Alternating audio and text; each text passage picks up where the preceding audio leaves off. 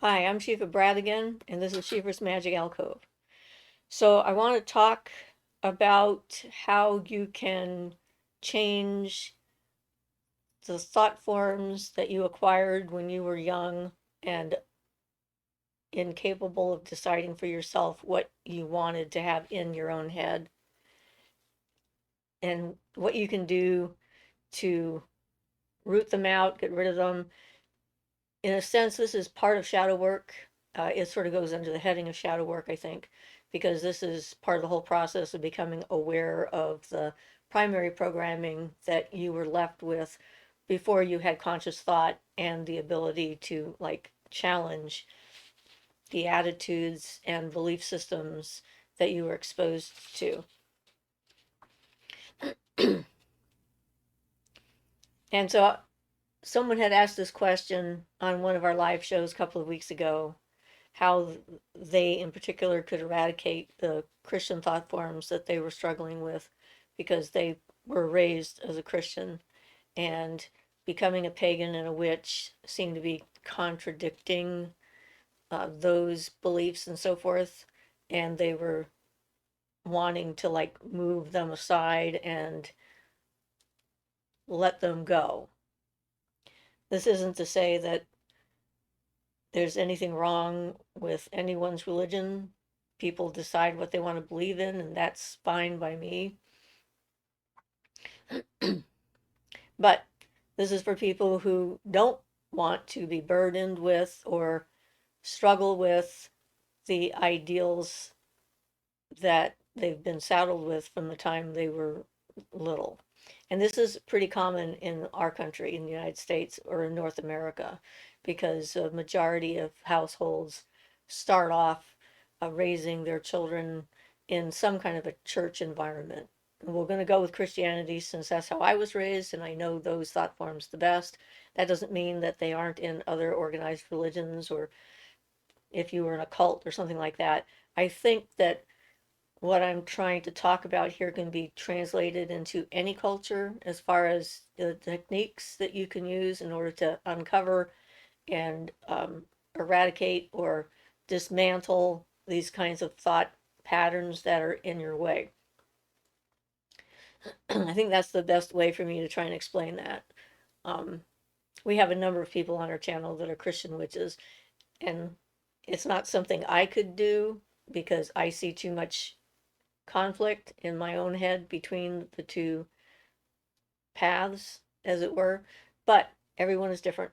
And so, for the people that are doing that, if you're not interested in eradicating any thought forms, that's fine. I just have to have something concrete to start with. So,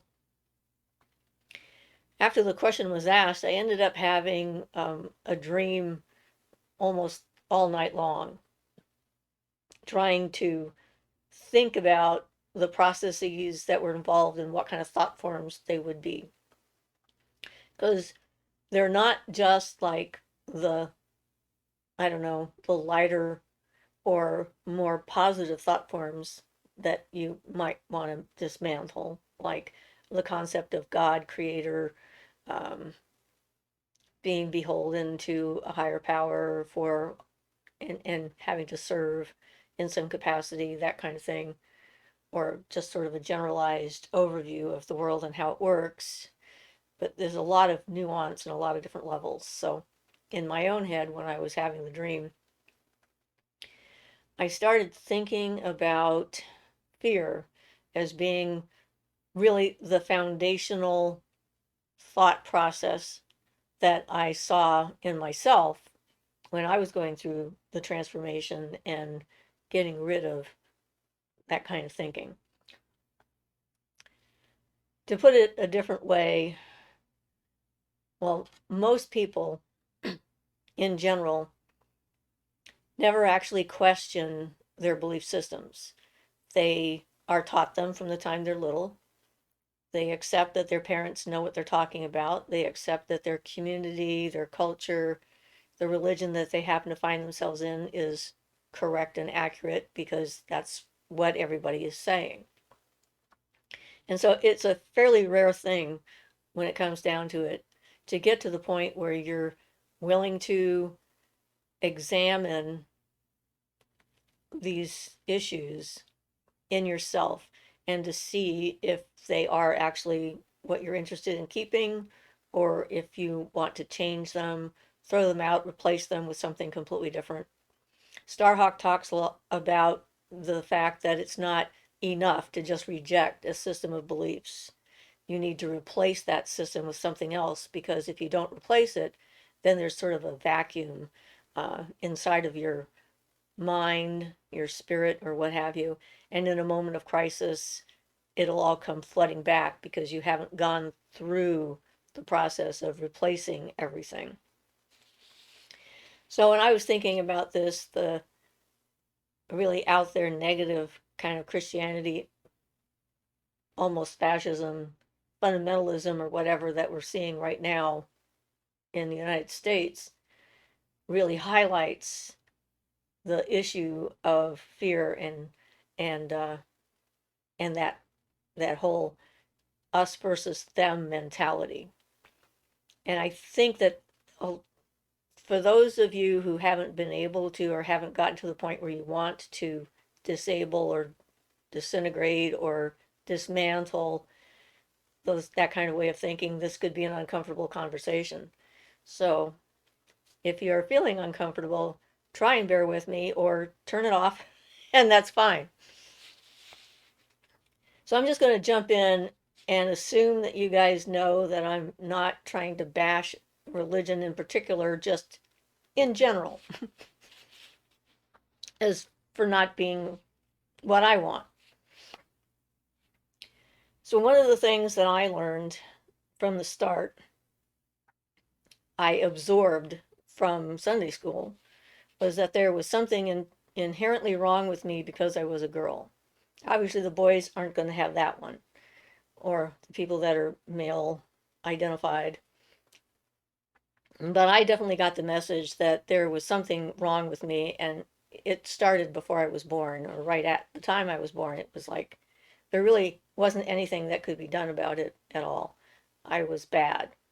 I was the source of all evil in the world, and everything that happened around me that went wrong was clearly my fault, which of course doesn't help when you're also a child in a dysfunctional family and you're prone to thinking that way anyway. They sort of like combined with each other and energized one another with that kind of thinking.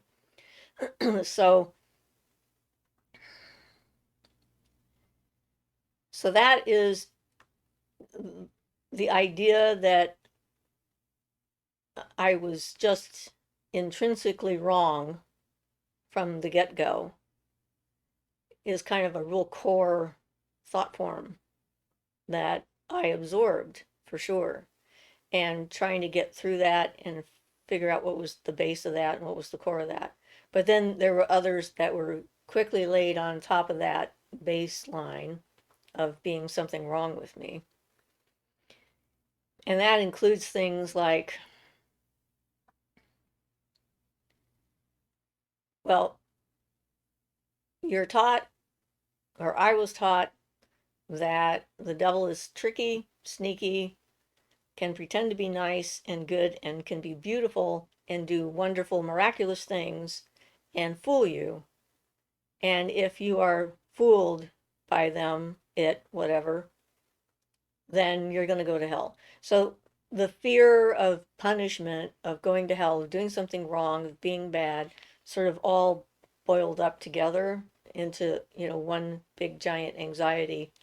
And the fear of me being evil and not being able to do anything about it, combined with there was this evil out there that was after me and was trying to trick me, and that leads to not being able to trust my own intuition or myself or my instincts, because there's no way I can know what's really going on, which means I have to become dependent upon an authority figure of some kind in the church in general to tell me what is good and what is bad.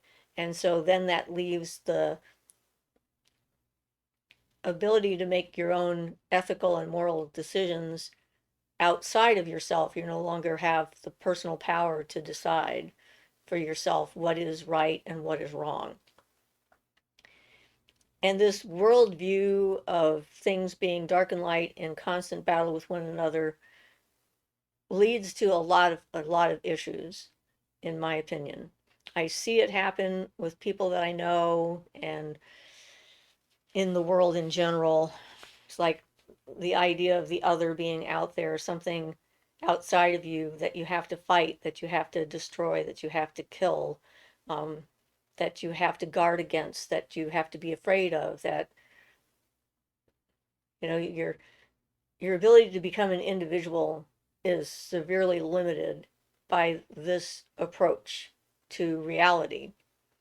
And in that particular cosmology, there are only two sides to every question. You're either for the light or you're for the darkness. You're either for God and goodness or you're for Satan and evil. And there's no in between. There's no other choices, which makes it very difficult for people who are in that particular mindset to accept other religions and other lifestyles and other people, because from that perspective, there are only these two choices. There aren't any other possibilities. And so if you've been raised in that and then you've decided to make a different choice, you have an immediate inner conflict that develops because you've got the stuff in your subconscious from like going to church and singing hymns and going to Sunday school, from seeing it in all the movies you watch, from hearing it around your household, depending on how religious your parents might be, participating in the social construct of the gathering and, the community and so forth, which has a lot of benefit as far as keeping people from social isolation and whatnot. That is all in there underneath, in the background noise of your mind. And then you start looking into like, what about other gods and goddesses? And that can immediately bring up the whole problem of, well, if I look at another god or a goddess, then that means that I'm actually worshiping Satan on some level because there's only God and Satan. And how do I know that this is okay? And again, fear, a lot of fear. So the fear construct is the main thing that sort of goes through all of this. The fear of not being able to know your own mind or make your own decisions, the fear of being fooled and tricked by outside forces, the fear of being attacked by external forces, um, the fear of going to hell and being punished, the fear of what you're thinking and how you're feeling, fear of who you are, if who you are is considered not okay with that particular construct that you were raised in, fear of being different, because then you stand out, and then if you're different, you might end up being considered bad or evil somehow. And then a lot of people take that and turn it in on themselves and then harm themselves emotionally or physically and try to punish themselves for being who they are, which is such a huge waste of energy and effort and time and serves no functional purpose in reality, in my opinion. I mean, we're all very different from each other, and that's a good thing. That's not a bad thing. And no one being different from someone else should be a threat. And that's the thing, is again, that fear of other seems to be very much there. So if you're going to try and eliminate and replace all those kinds of things, I sort of think of it as deconstructing the thought pattern in and of itself. You start off with any of them, you know, and sort of try to look at the pieces that are there. What is actually happening in your mind? Um, how are you confirming your worst anxieties or fighting against yourself, allowing yourself to change and grow and expand your horizons and maybe think along different pathways? And I'm pretty sure that it's not easy to do, to figure that out. I've had some bizarre experiences where I was allowed to see a lot of this stuff. The video on shamanic dismemberment talks a lot about that, a lot of my own thought forms, anxieties, fears. torturing myself, thinking that Satan was coming to take me away, needing to sacrifice myself. Becoming a martyr is another one. To sacrifice yourself for others is a path towards redemption for some reason. Um, and like the greatest love there is to give your life for another idea. And if you're a mother or a partner of someone and you care about them, I can see that happening as an instinctive thing to try and protect someone that you care about. But this sort of goes to a much larger level, to where you need to sacrifice your own identity, your joy and happiness, uh, the things that are interesting to you. You need to suffer in order to be purified, in order to be granted, I don't know, entry into this imaginary place that's supposed to be so great called heaven, which never sounded very appealing to me personally. It sounded kind of boring because I like to learn. And it sounded like, the end of everything, like the end of searching, the end of learning, the end of exploration, the end of expansion. Because, it's like you're there, you don't have to do anything but sing and praise God. And it just didn't have the appeal that I'm sure that the people who were teaching it to me hoped it would. I was always kind of contrary anyway. Um, and then I had a problem with seeing the difference between what they said they were looking for, which was supposed to be love, joy, companionship, comfort, peace, harmony, and whatnot. And then what I saw when I went to church were very unhappy, horrifically miserable, and conflicted individuals who had very little joy in them. It was very bizarre to see the difference between the words that were said and sung, and then the reality that presented itself to me. So being able to look at that and to see it in itself is not easy, to be able to notice that kind of stuff. So I had another experience which I don't think I've actually talked about much. I got an itch on my nose. Um, where someone fed me hashish. I was talking about that with a friend this morning. Um, and I'd never done hashish before, and I didn't want to smoke it because I don't like taking things into my lungs. And so they had me eat it. And so they gave me a gram. I ate a gram of hash. Yeah. So that was a rather interesting experience because it literally opened up the back of my head. That's how it felt. It was like the back of my head got really super cold, like down here, and then it kind of spread out this way, and it spread out, and then all of the thought forms came out like this, and were all in front of me, and I could see them all. So that was an interesting experience, and it wasn't a frightening one in that particular instance, which was nice because I didn't like the frightening ones. Um, and what I saw there was the fear of everything. I mean, everything had a fear of success, a fear of failure, a fear of love, a fear of rejection, a fear of happiness and joy, a fear of misery. It didn't matter what the subject was, there were at least two thought forms associated with it that were both fear. Everything was fear. And so that was very interesting to see that so vividly, literally in front of my face, wandering around the walls. I was glad that I wasn't scared because that helped.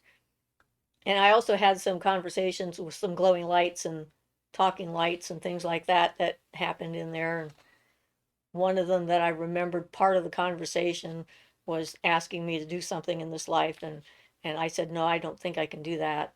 And they said, that's fine. So we're going to make you forget what we asked so you don't feel guilty about it. And I went, okay. So I have no idea what it was that I said I couldn't do, but it's okay. So that's the way that is. Um, Trying to make some sense out of it in the way that helps other people to figure out what to do with them is challenging because not everyone is going to see things the way I do, obviously. But it's the idea of taking that concept, the human concept, and remember, that's the thing. These are all human created concepts. We should start with that. If you look at the entire universe, the totality of the known universe, billions and trillions and quadrillions of stars and planets, space that are out there, the immensity, the enormity, the number of galaxies that exist, and we are one small little planet in one galaxy, a very small spot in our galaxy, and yet we purport to ourselves that we are capable of knowing the meaning of everything. And I think that is probably the first construct we need to deal with. We don't. There's a lot of things we don't know. There's many things we may never know. We may never be able to understand the totality of all existence. And we have to remember that the things that we have said that we understand, we have stated these things are facts, like this is the way the universe is constructed. There's God and Jesus and Satan, and there's demons and there's angels, and we've identified them and put them in little boxes. We've given them roles and positions and things like that that they're assigned to. But these are all human constructs. We've created every single one of them, and we have decided that they're real and how they're going to affect us and how we're going to have to behave in order to survive being in the construct that we've created, which is kind of ironic. Um, yeah, I find that whole thing sort of bizarrely ironic. So the first thing we have to do is to recognize the fact that these are human conceptions, not necessarily truths. And there's a difference. There's a difference between a belief system, an assumption about how reality works and so forth, and then actual reality and how it functions and what it does. And I believe that we can tune into the one if we work ourselves out of the other, because the universe can only communicate with us in whatever limited pathways we allow it. So if our minds have narrowed down to like a single point where this is all of existence and it's like us versus the entire universe, basically, then the universe can only interject uh, its input through that narrow hole, that narrow opening in our consciousness where we allow it to happen. And its ability to help us is severely stifled, I think. And that, of course, is if you believe that the universe has got its own consciousness, which I believe, but I don't know if that's true, right? Because again, it could be a human construct. But I'm willing to stay open to the idea of the universe trying to communicate with me and developing some kind of a language, two-way street sort of a thing that I might be able to understand things differently than just from the perspective of a human culture in this specific time and place. So you need to get to that point where you're willing to admit that you may not know what the truth is. And people don't like that. They want to be confident, they want to feel safety, security, and knowing how things work is one of the things that helps to make them feel in control and so forth. And that's also one of the reasons why structured religion is appealing to a lot of people, because you've got like a hierarchy. Um, you're not responsible for knowing everything. You have other people who know more than you, which is not in itself bad. But when you give up your own personal authority to their authority, then you have to be able to really depend upon their ability to see what really is going on. And you're kind of stuck with their interpretation of things. That's a lot of power to give away, in my opinion. And the idea of being responsible for your own stuff is something that is frightening, because then there's no one to blame. There's no one to take the, you know, measure culpability, and say, you told me to do this and you were wrong. Goes that itchy nose again. That's funny. Um, yeah, so perceiving that first, that we really don't know for sure exactly what's going on, and trying to make a commitment to seeing the world how it actually works versus how we think it works, allows us the freedom to start that process of challenging some of those other core thought forms that we have absorbed. And I remember when I went into the Incest Survivors group, and we did one of our first exercises, which I've talked about, where you were, trying to see your inner landscape and see what was going on in there. And I had like a pool full of shit and a bucket full of jewels, things that I had somehow managed to salvage from all the terrible things that happened to me. And getting to the point where I could recognize I actually had some pretty cool things I'd managed to save, some important experiences that I'd had, some moments, brief moments of beauty and joy and whatnot that I could work with. And then being able to start looking at the assumptions that I had about reality and how it worked. And that's the thing, you need to know what your assumptions are about how reality works. Otherwise, you can't tell, are these assumptions based on the ideas that people have told me, or is this based on actual input from the universe? And even if it looks like it's based on actual input from the universe, that may be a false positive, because you're training yourself to expect certain reactions, and then you've changed yourself and your energy to sort of fit into that stream of negative feedback. And so it's sort of like yeah, it's kind of a tricky thing. So, I mean, I looked at myself and saw that one of the things I thought was my fault. There was something so intrinsically wrong with me that everything bad that happened in the world was my fault, which was obviously ridiculous because I'm just one person. Sort of getting a little bit of perspective helps.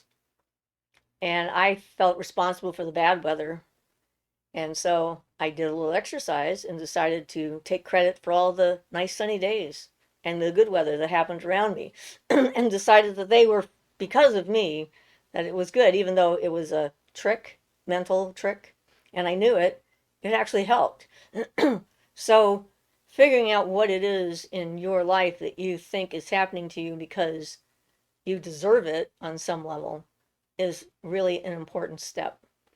I realized before that exercise, I realized that all of the men in my life that I was attracted to were basically my father, who was not capable of love.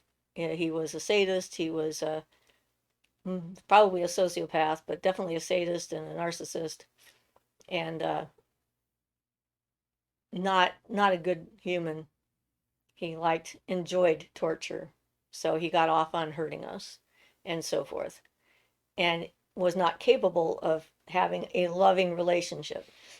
So I was never exposed to what that would look like, and on my unconscious kept trying to find my father in other men to try and get him to love me, because that was sort of my impulse, was to get my father's love, which of course couldn't happen because I was being attracted to men who couldn't love me.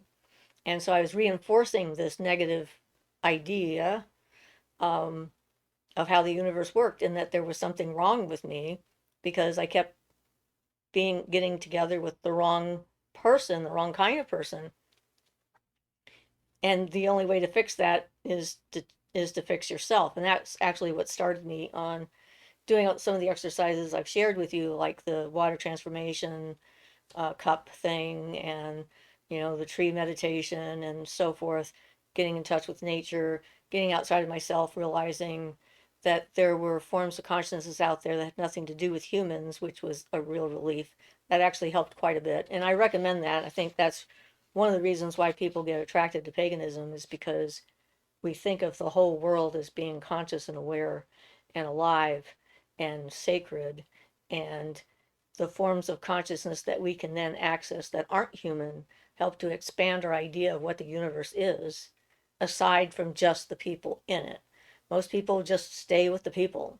That's all they know. It's just what the people say, what the people think, what the people do, and so forth, and everything else is just noise.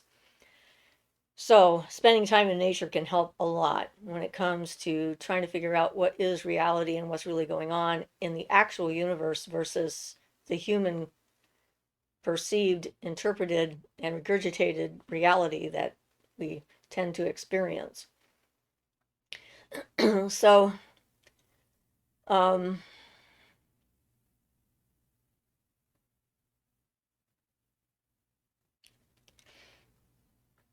not sure where I want to go from that.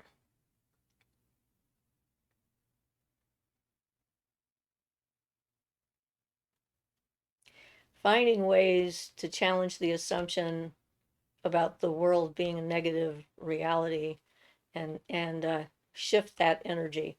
Remember, when you're attempting to do this, that you have put a huge amount of energy, even without your knowledge, before you became conscious of yourself as an individual, into the concept, whatever it is that you're trying to change.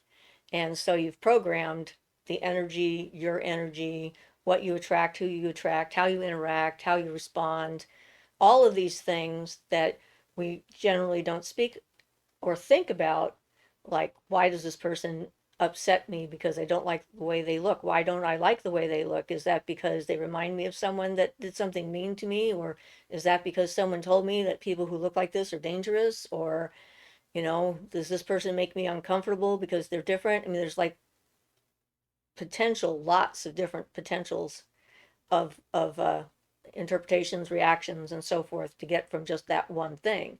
But that's where your work comes in, is going in and figuring out, why did I react to that instead of responding to it? What triggered me? What is in me that I need to change or want to change? Or do I like me for who I am, and I'm going to just put all this aside and not worry about it? Because that's a choice that people can make. It's an uncomfortable position to be in charge of your own spiritual development.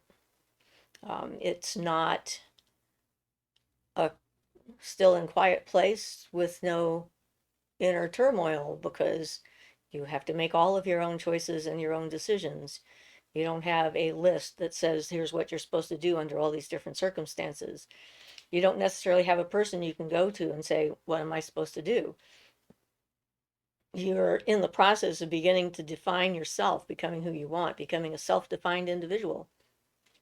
And you may be a good person or a bad person. You can decide.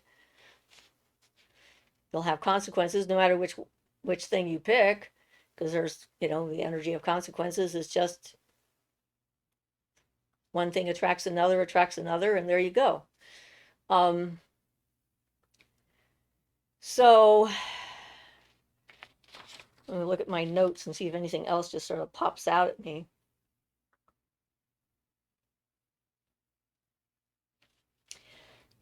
Yeah, the idea of sacrifice is a big one, along with the martyrdom. Martyrdom is a part of sacrifice. The idea, in order to be worthy, you have to sacrifice yourself, or you have to do it for the greater good. So the group is more important than the self, and that's an attempt to destroy the ego and get rid of the ego, because the ego is bad. I remember when I was young watching lots of movies about saints, Catholic saints. It was interesting because I wasn't Catholic, but I was very fascinated by all the Catholic saint movies that I watched. And in almost all of them, the person who became the saint had this horrible thing that they were suffering. There was one, I can't remember which saint it was, but she was like, she might have been one of the girls that saw, or one of the three children that saw the image of Mary in Lourdes. but I can't remember for sure since it's not my thing really. And she was older and in a convent and doing a lot of walking around and stuff like that, and being very quiet and still, and everybody was like, yeah, we don't know if she's really that pious or not. And then she died. And when they died and they looked at her, she had a leg that was rotting away. It's like she apparently had cancer of the leg and never complained. And this elevated her to sainthood because she suffered through this in silence, which was an interesting kind of concept to be given, that one shouldn't complain. So, and I think that actually has bled into a lot of this contradictions, like, with women's health and um, women's rights and all this other stuff.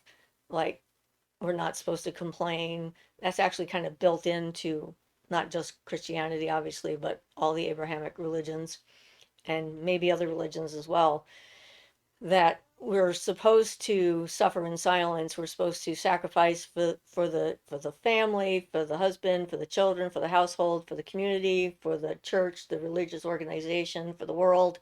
It just keeps on going and going and going. And if we ever decide that we want to take time for ourselves, just something to make us happy, we're being selfish.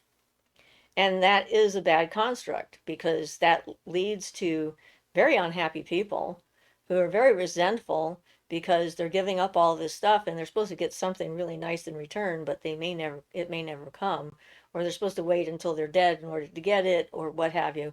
And but it sort of builds up, the whole idea of sacrifice and martyrdom leads to things like people blowing themselves up in order to get to heaven, or destroy another group of people in order to prove a point, or sacrifice themselves in a much grander and more permanent way than just emotionally. It's kind of interesting, that whole thought process going along there. And it can start from what seems like not a bad little seed, right? The idea of putting someone ahead of yourself. And it's not that there's anything wrong with that, except when it's not in balance. If you're always putting everyone ahead of yourself and you're never taking care of yourself, then what? There's no opportunity for you to grow and be happy and any other stuff. So you have to, like, again, that's another good one to look at. And yeah, you can't relax.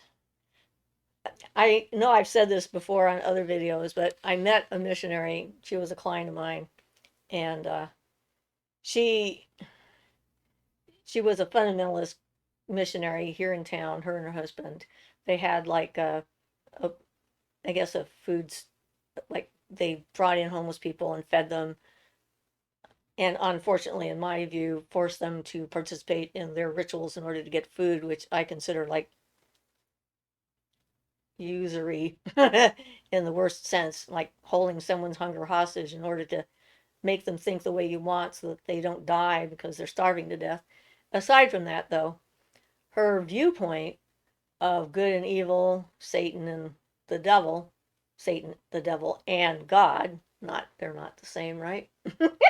Anyway, in her view, she told me one day that she knew when she was doing God's work when horrible things happened to her, because horrible things would happen to her because Satan was trying to stop her from doing God's work. And that was her criteria. That was the measure that she used to tell whether she was being a good Christian or not, which I thought was the most horrific thing I'd ever heard. Seriously. I'm like, if this woman ever experiences a moment of joy, awe, or beauty, she will have fallen into the clutches of evil in her mind. And what a conflict to set up. You cannot enjoy the natural world, a sunset, a sunrise, a bird flying through the air, any of these things. They're all like just tricks trying to pull you in. Certainly can't enjoy having sex. That's a definite no-no, obviously, right? So you have to look at where your conflicts are between what you're trying to do and how you were raised and what is still in your head, and then figure out a method to undo that and then reinforce a new paradigm, a new way of thinking. And it takes time, like I said, because you've built up all this negative energy when you first start. It may seem like you're trying to empty the ocean with a slotted spoon. You know, it doesn't really seem like you're making much progress at all, but you actually are. You just can't tell until you've built up enough. If you think of energy as like a force that just sort of happens on its own, and you've got this energy that's moved in that direction for most of your life, but the direction you really want to go in is that direction. In order to get in that direction, you have to shift all the way through all the intermediary spots, and when you're just a little bit past that direction, you still have a lot of that stuff over there that's still happening because you set it up. You know, you started it, you put the energy into it, you have the expectation of it. You still have a lot of you thinking about that because you haven't made the complete shift yet, and it's going to want to like pull you straight back in. And when you're in that stage, going back and forth like that, it can be really frustrating and you can feel like you're never going to get anywhere. But if you remember that it's because there's a pool of energy and you're trying to drain it out to the point where it doesn't have as much of a pull, then you can slowly move your way over at least into neutral. And then from there, you can start to make progress going in the direction you want in a more self affirming, life affirming, joy affirming, self fulfilling experience of the world, and change your reality in a fundamental way. You may not change your circumstances.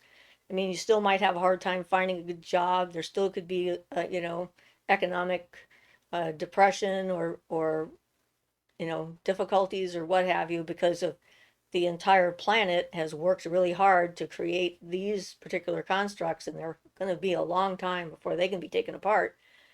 So you still have to deal with all of those that are still there, but it allows you the freedom to start finding a pathway through there that's a little bit better for you and easier on you, on your heart, on your soul, on your spirit, on your mind, and on your energy and so forth, so that you have more vitality and you have more opportunities to enjoy yourself, to get to know who you are, to be able to shape who you want to be and become who you are, um, in your true nature that's always been there, but has been overlaid with all these notions and ideas and things like that to kind of hold it down. And it is sometimes excruciatingly painful to go through that, to realize that some people don't do it because to do it means they get to a point where they can look back and see how much time they've wasted thinking that, feeling that, being that. And for some people, that's too much. Once they get to that spot where they can recognize how they've cooperated with this whole process before they knew what was going on, um, that they see it not as a learning experience to like jump from and move through and go use as a springboard to go into the future, but as this amount of time has now been wasted. So what's the point?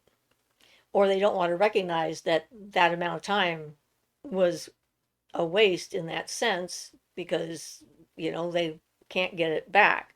But you can change how it affects you, and in that case it becomes not a waste of time. It becomes a learning springboard for you to go forward into the future and to have a more expressive, fulfilling existence. And people get into this whole notion of like, you know, these are the things that formed me and made me who we are, who I am. I should be grateful for them. You don't have to be grateful for any of that stuff. You can make it work for you, and that's fine. But you don't have to get yourself around in some weird way in your head that says that these were things that were supposed to happen and that were good in that sense because I learned something from them. You can just say, this was a terrible thing and I never want to see this happen again, and it's not okay for this to happen to anybody else, and I'm going to do what I can to try and keep that from happening in the future if there's anything I can do, and to change my path and the path of the people around me. You'll also find out if you start doing this kind of thing, you start working through it and start to transition into a different energetic stream, that people that you thought were your friends suddenly do not see you as a friend anymore because you've now become a danger to their complacency, their way of thinking, because they really don't like, a lot of people don't like being around someone who's going through a transformation because it makes them uncomfortable.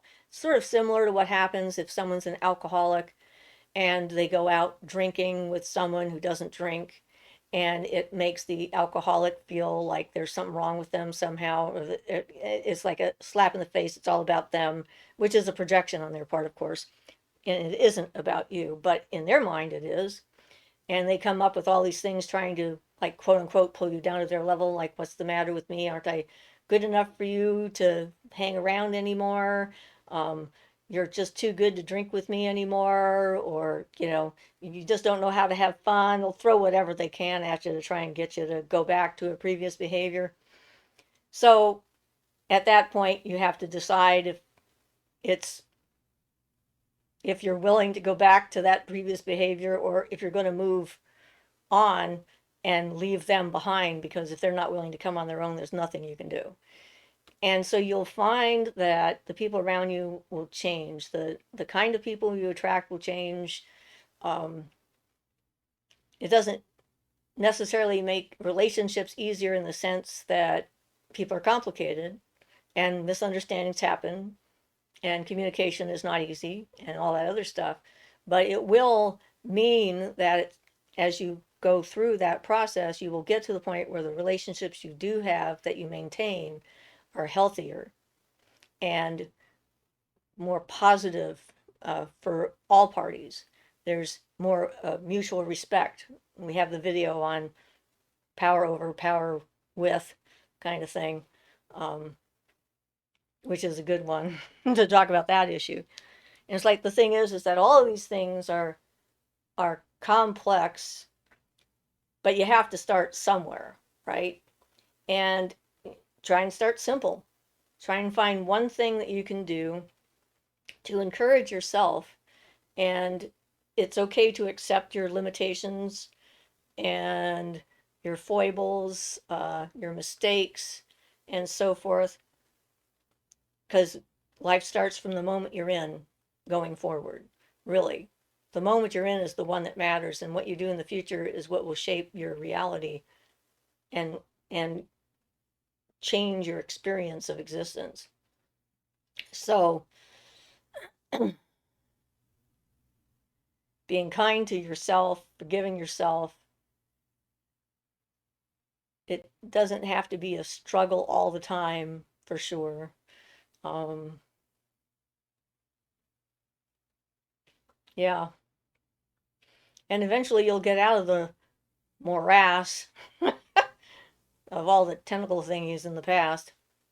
You may find out that you don't have much to do with your family if they're a part of that dysfunction and so forth. Obviously, my father has died, which is a good thing for me and for most of my family. Um, so I don't have to deal with him anymore. I don't have that as a current issue. My mother is still alive. I don't have a huge amount of contact with her, but what we do have is fairly positive at this point. She's going to be 95 this year. Um, so, yeah, primary relationships can be tricky. So, I guess that's probably enough to get you started on this whole notion of deconstructing your thought forms and tracking down their origins and giving you hopefully some ideas of what you can do to start replacing them. That's it. You have to replace them with something else. And they will just die on the vine, because they don't survive if you don't put energy and attention into them. They have to have energy and attention into them. And if you're worried about the larger thought forms that are out there that are created by large groups of people who believe in a certain thing, don't worry about it. Because if you're on a completely different track, they're really not going to be able to do much. They might want to, but I don't think there's really much that they can do. And You can also hitch your wagon to another large construct and see how that works. Meeting a god or a goddess or whatever. But being okay with being who you are and not necessarily having the validation of a lot of other people to say that you're right helps. It really makes a difference. And being responsible for your own feelings and not responsible for everyone else's also helps. Everyone is responsible for their own reactions and their own responses. You're not responsible for theirs, and they're not responsible for yours. It doesn't mean that some of them aren't evil and you have to watch out. That's a whole different subject. But in general, if you just have relatively healthy people, that's what we're supposed to be doing, taking care of ourselves and figuring this out. And it doesn't mean you can't be kind or generous or volunteer your time, which I have done. You know, it's like none of this means that you have to become immoral or not care about what's right and wrong. It means you have your own personal ethical quandaries that you have to face and make actual conscious decisions about every time you make a decision. You decide. And the universe will let you know if it was a good idea or not later down the road. So, okay. Hopefully, this has been more helpful and less confusing than it sounds to me at the moment. And I'm looking forward to lots of questions about this, and maybe I can like get better ideas about how to explain what it is I'm talking about here, because yeah, it is like ephemeral and insubstantial, kind of trying to grab a hold of it and beat it into submission. So this is Siofra Bradigan, and this has been Siofra's Magic Alcove. Blessed be.